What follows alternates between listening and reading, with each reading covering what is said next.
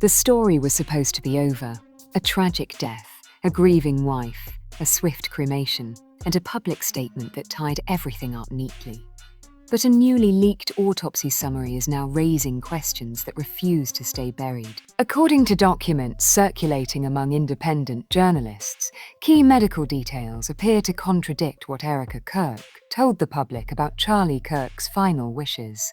And if those details are accurate, then the official narrative surrounding his cremation may not just be incomplete. It may have been strategically shaped. What makes this explosive isn't just the medical language in the report. It's the timing, the inconsistencies, and the quiet rush that followed his death. Because once you lay the timeline out carefully, the pieces don't sit comfortably together anymore. When Charlie passed, Erika publicly stated that cremation was his personal choice. She described it as something he had discussed privately, framing it as a simple decision meant to avoid prolonged public spectacle. Supporters accepted that explanation without hesitation. Critics, however, immediately questioned why there was no prior mention of such a preference, especially from someone who lived so publicly. Still, grief can justify urgency, and most people chose not to push further. But that's not even the biggest twist. The leaked autopsy indicates that certain post-mortem evaluations may have been incomplete at the time cremation was authorized. If true, that matters. Because cremation, once performed, permanently eliminates the possibility of independent forensic re-examination. Here's where things get darker. The document allegedly notes a pending toxicology clarification in a section dated just hours before the cremation permit was processed. In most high-profile deaths, toxicology results are finalized before irreversible decisions are made. Yet in this case, the timeline appears compressed. The timing is what makes this suspicious. Why accelerate cremation if laboratory findings were still pending? Some insiders claim there was internal disagreement about the cause of death classification. That hasn't been confirmed, but multiple sources suggest at least one medical staff member recommended waiting. Waiting never happened. Instead, within 48 hours, the body was cremated and the public statement was released, and this is where everything shifts. Because if Charlie had explicitly documented cremation as his wish, there would likely be paperwork reflecting that. So far, no such documentation has been publicly produced. Erika's statement relied on verbal conversations, not written directives. That doesn't automatically mean deception.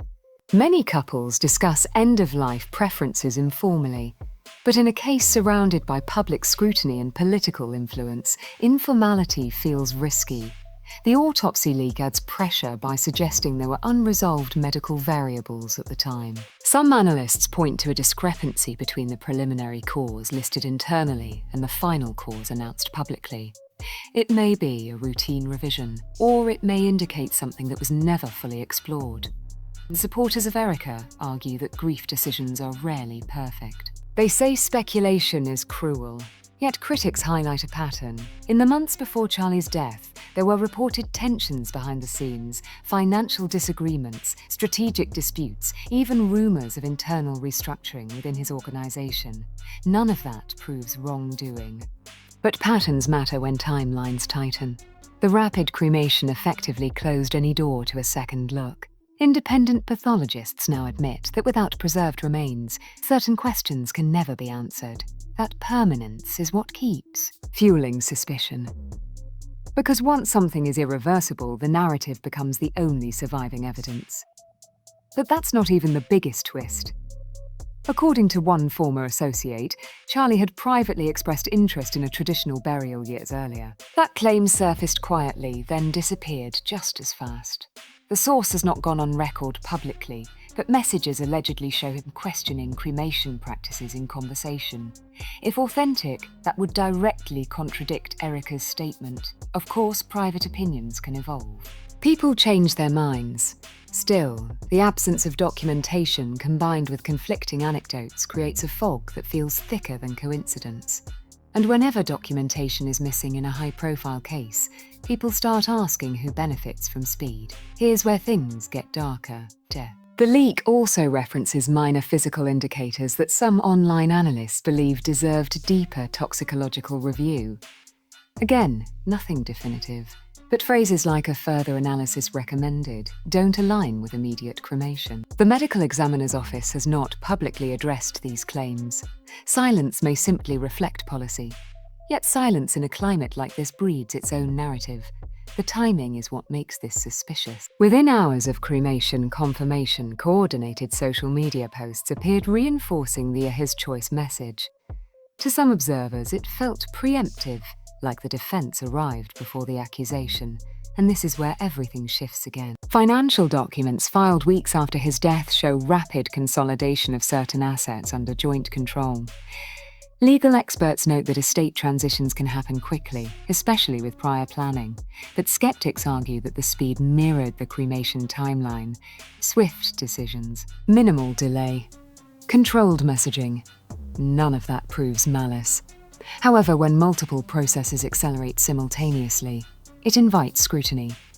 People begin to see choreography instead of coincidence.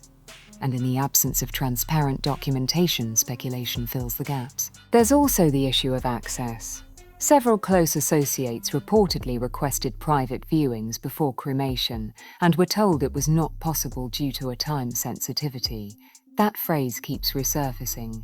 Time sensitivity for what exactly? The autopsy leak suggests toxicology wasn't complete. So what deadline required urgency? Some insiders whisper about reputational protection. Others mention potential legal exposure. These remain allegations, not confirmed facts, but allegations gain traction when official clarification is limited. And every unanswered question becomes its own echo chamber. But that's not even the biggest twist. A digital timestamp embedded in the leaked file reportedly shows edits made after the official cause of death was publicly shared. Experts caution that document metadata can reflect routine administrative updates. Still, the optics are damaging. If revisions occurred after cremation, critics argue it removes the possibility of reconciling discrepancies through re-examination. That finality is haunting. Because science relies on preservation, once evidence is reduced to ash, debate becomes permanent. Here's where things get darker. Political alliances surrounding Charlie were complex. Powerful figures stood to lose influence without him. Others may have gained new leverage. Conspiracy-minded observers suggest cremation eliminated the risk of prolonged forensic investigation that might disrupt delicate networks. That theory remains speculative, yet it persists because rapid closure feels protective, and protection often signals perceived vulnerability. And this is where everything shifts into something more psychological. Public grief narratives can be powerful shields. Erika's emotional statements drew widespread sympathy. Questioning them feels uncomfortable, but high-retention scandals thrive on discomfort. The timing is what makes this suspicious. Emotional framing arrived precisely as logistical decisions were finalized. That overlap creates the perception of narrative management, whether intentional or not. As of now, no authority has confirmed wrongdoing. The autopsy leak itself has not been independently authenticated. Yet its contents continue circulating, dissected by analysts who insist the language implies unresolved variables. Supporters demand proof before suspicion. Critics demand transparency before trust. Both positions can coexist. But that's not even the biggest twist. Even if cremation truly reflected Charlie's private wish, the rushed execution combined with pending results ensures the doubt will never fully disappear. And that lingering doubt is the real story. Once questions take root in a high-profile death, they rarely fade, they evolve. Every delayed clarification becomes part of the narrative. Every silent official becomes a character. The cremation cannot be undone. The autopsy cannot be repeated. What remains is a timeline filled with acceleration, an explanation resting on verbal assurances and a leak that refuses to vanish. Whether it proves deception or simply tragic mismanagement is still unknown. But one fact is undeniable. The irreversible decision closed more than a chapter. It closed the evidence, and in cases like this, when evidence disappears faster than answers arrive, the tension never truly resolves.